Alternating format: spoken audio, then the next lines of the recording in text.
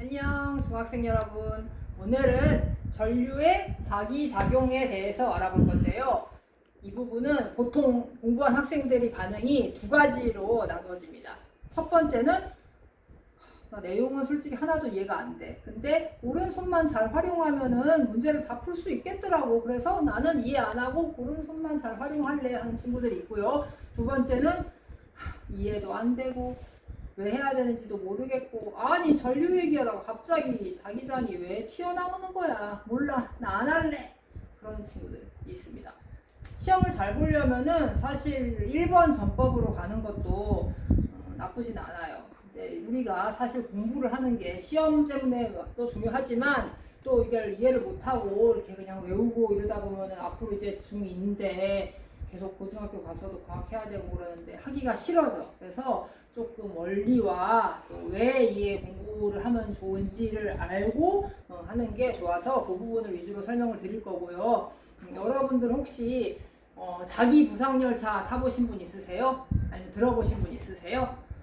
나 때는 말이야 맨날 그 초등학교 때 과학의 날 공상과학 그림 그리기 대회 독후감 쓰기 대회 하면은 미래에는 자기 부상 열차가 하늘을 날아다니고 할 겁니다. 뭐 이런 거 쓰고 그랬는데 지금은 있어요. 저기 영종도에 실제로 있습니다.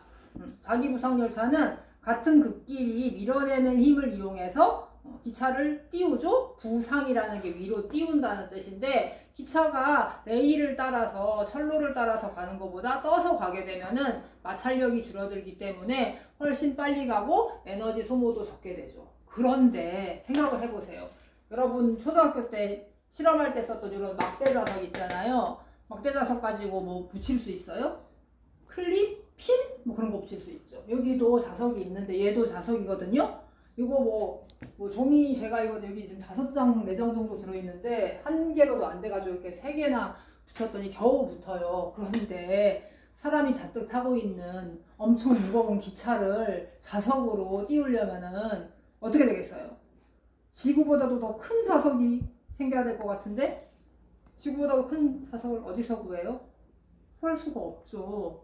그리고 기차는 정류장에 되면 서야 되고 지나면은 가야 되고 또 서야 되고 가야 되고 밤에는 운행을 안 해야 되는데 이 자석은 뭐 힘을 뺐다가 줬다가 할 수가 없어요. 계속 그냥 자기력이 발생을 하는 거잖아요.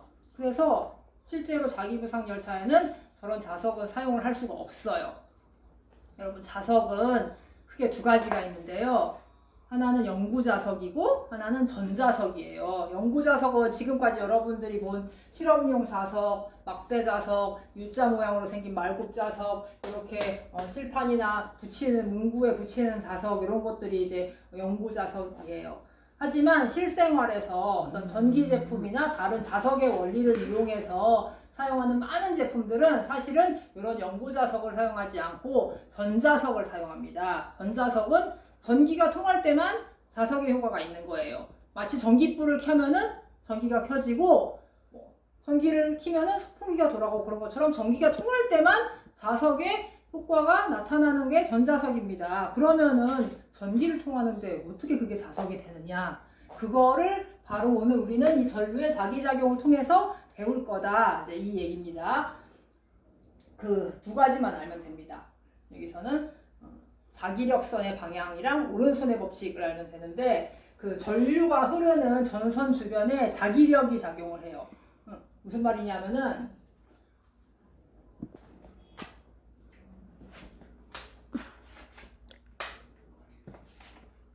이렇게 전류가 흐르는 이렇게 전선이 있는데 전선 주변에 나침반을 놨더니 나침반이 막 움직이더란 말이에요.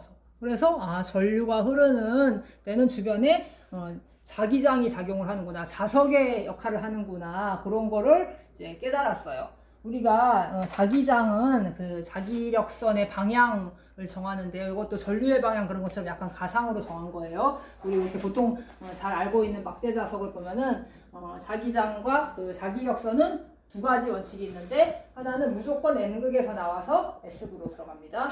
N극에서 나와서 S극으로 들어갑니다. 지금 제가 그림 그리다 말하는데 다 그림 지저분해질 것 같아서 이렇게 다 들어가고요. 그 다음에 한 번 나오면은 끊어지거나 나누어지지 않습니다. 계속 갑니다. 만약에 제가 N극에서 나와서 S극으로 들어간다고 그랬죠. 그러면 이쪽에 초등학교 때 배운 원리 잘 생각하면 돼요. 여기 S가 이렇게 있어요. 그러면은 어떻게 될까요? N극에서 나와서 S극으로 가니까 이렇게도 가지만 이렇게도 간단 말이에요. 자기력선은. 그래서 다른 극끼리는 서로 이렇게 잡아당기는 힘이 작용을 하는 거고요. 그 다음에 여기다가 같은 극인 이쪽으로 N극을 놨다. N극을 놨다. 그러면은 자기력선이 어떻게 되느냐. 얘는 N극에서 나오면 S극으로 가요. 이렇게. 여기도 마찬가지. 일로 가면 안 돼. 여기 N극이니까 이렇게 자기 S극으로 간단 말이죠. 그러니까 서로 이렇게 밀어내고 있어요. 자기력이 서로 밀어내고 있어서 이렇게 밀어내는 공간이 생기죠. 그래서 다른 극끼리는 이게 서로 밀어내고 같은 극끼리는 서로 붙는데 그게 이 자기력선의 원리로 하면은 얘네가 N극으로 나와서 S극으로 가는 방향으로 가기 때문에 그런 거예요. 그래서 요렇게 해봤더니 나침반이 일정한 방향으로 움직이는 걸 깨달았어요. 요거는 그림을 보는 것보다 입체적으로 지금 동영상이니까 입체적으로 한 게 더 낫거든요. 요 방향이 어떻게 되느냐. 요게 전선이라고 하면은 이게 제 오른손입니다. 오른손으로 전선을 감싸지고 전류가 흐르는 방향을 엄지손가락으로 하면은 여기 요렇게 보이시죠? 화살표? 이 방향이 바로 자기장의 방향입니다. 즉 N극이 가리키는 방향이 되겠습니다. 그러면 전류가 반대 방향으로 흐르게 해볼까요? 전류 이렇게 반대 방향으로 흐르게 하면은 엄지손가락도 반대로 가야 되겠죠. 이렇게 됩니다. 아까랑 자기장의 방향, 즉 N극이 향하는 방향이 반대가 되는 겁니다. 그래서 오른손만 잘 사용하면은 이 문제 풀 수 있고요. 그 다음에 이렇게 전류가 흐르는 선이 직선 모양으로 된 게 있고요. 그 다음에 코일 모양이라는 게 문제에 나옵니다. 코일 모양이라고 뭐 다를 건 없어요. 제가 그림을 못 그려서 사실 이 단원을 너무 좀 가르치기가 싫었는데 그림을 못 그려가지고 코일이라는 건 뭐냐면 이렇게 된 거예요. 말하자면 이렇게 요거는 플라스틱이지만 여러분 이제 장난감 중에 이런 거 있죠. 그래서 요게 전선이라고 생각하면은 요거대로 이렇게 전류가 이렇게 흐르는 겁니다. 그러면은 전류가 흐르는 방향이 이쪽 방향이다. 그럼 이쪽 방향으로 이렇게 전류가 흐르는 방향대로 요 손가락 끝에 화살표가 가리키게 했을 때 이 엄지가 가리키는 방향이 전류의 방향입니다. 전류의 방향은 지난 시간에 배웠죠? 전류를 반대로 흐르게 하면 어떻게 되느냐? 그러면은 손이 이렇게 되겠죠. 이렇게 되니까 이렇게 아래쪽 방향이 전류의 방향이 되는 겁니다. 그래서 직선 모양의 전선이든 이렇게 코일 모양의 전선이든 엄지손가락, 오른손가락 하나만 있으면은 다 해결할 수가 있어요. 네, 감사합니다. 문제 한번 풀어보겠습니다. 전류가 흐르는 코일 나왔죠. 아까 이건 코일 형태의 나침반을 가까이 놓을 때 지침이 가리키는 방향으로 오른 것은 복잡하게 생각할 필요 없습니다. 네. 오른손의 법칙만 이용하면 되죠. 얘 전류가 지금 이렇게 가고 있어요. 그러면은 요거일까요? 전류가 여기도 이렇게. 앞쪽에서는 다 위로 가죠? 반대쪽에서 내려오겠죠. 그러니까 요렇게입니다. 그러면은 이쪽이 N극이 되는 겁니다. 여기가 N극을 파란색으로 쓰니까 좀 이상하죠? 그럼 이쪽이 N극이면 어떻게 될까요? 나침반은 이렇게 N극의 방향이 이렇게 되는 거죠. 그러면은 여기가 N, 이쪽으로 이렇게 방향이니까 이쪽으로 N 이렇게 되겠죠. 여기는 네.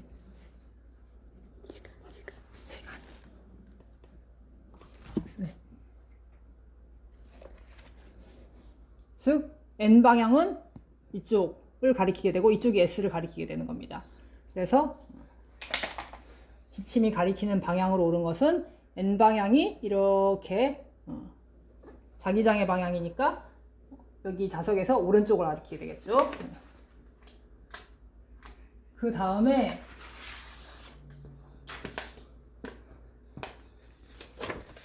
첫 번째 개념이 그 전류가 흐르는 전선 주변의 자기장의 방향에 대한 거고요. 그 다음에는 자기장 속에 전류가 흐를 때 힘의 방향에 대해서 나옵니다. 이거는 왜 배워야 되느냐? 우리 선풍기, 믹서기, 그런 전기로 돌아가는 여러 가지 물건이 있잖아요. 그 돌아가는 이유가 결국은 전기가 통했을 때 힘을 받기 때문이에요. 힘을 받기 때문에 걔네들이 움직이는 겁니다. 그래서 그 방향이 어떻게 되느냐. 지금 이게 평면으로 되어 있어서 이해하기 어려운데 이것도 오른손으로 설명을 할 수가 있습니다. 오른손 엄지손가락 먼저 내면은 전류의 방향, 그 다음에 자기장의 방향은 이쪽입니다. 그랬을 때 손바닥이 가리키는 방향이 힘의 방향입니다. 보통 뭐 이렇게 때릴 때 이렇게 때리죠. 친구들 때리면 안 되지만 이렇게 힘은 이렇게 손바닥 방향으로 가니까 전류, 자기장, 힘 이렇게 됩니다. 전류가 아래쪽이면은 자기장, 힘이고요. 이쪽이 전류면은 전류, 자기장, 힘입니다. 이것만 알면은 그 다음 문제 이런 거와 관련된 문제들도 어렵지 않게 엄지손가락 그 오른손에서 엄지손가락과 나머지 4개의 손가락만 알면은 할 수가 있어요. 우리 전동기가 있습니다. 전동기는 이런 구조로 돼 있어요. 이렇게 자기장이 있고요. N극에서 S로 이렇게 자기력선이 흐르고 있고 자기장이 있고 그 안에 이렇게 전선이 코일 모양으로 원형 모양으로 있습니다. 그러면은 여기서는 전류가 이쪽으로 흐르게 되고 여기서는 이쪽으로 반대 방향이 되기 때문에 한쪽은 힘을 위로 받으면 한쪽은 힘을 아래로 받고 그럼 어떻게 될까요? 돌아가게 됩니다. 이 원리를 이용해서 우리 선풍기도 돌아가고 믹서기도 돌아가는 거예요. 그러면 요 그림 보겠습니다. 여기는 전류의 방향이 이쪽에서는 어떻게 되죠? 여기 뒤 자기장의 방향은 N에서 S니까 이렇게 되죠? 힘은 아래쪽입니다. 여기서는 힘이 아래쪽으로 받습니다. 그 다음에 이쪽은 반대죠. 전류의 방향이 이쪽입니다. 자기력의 방향은 이쪽이 되죠. 힘은 위로 올라가게 됩니다. 그러면은 위로 올라가면은 얘가 위로 가고 얘가 아래로 가면 어떻게 될까요? 시계 방향이다, 반시계 방향이다. 이렇게 돌아가게 되는 거니까 시계 방향이 됩니다. 그래서 이런 경우는 시계 방향으로 회전을 하고요. 전류를 반대로 통과시키게 되면은 당연히 반시계 방향으로 통과하게 되겠죠.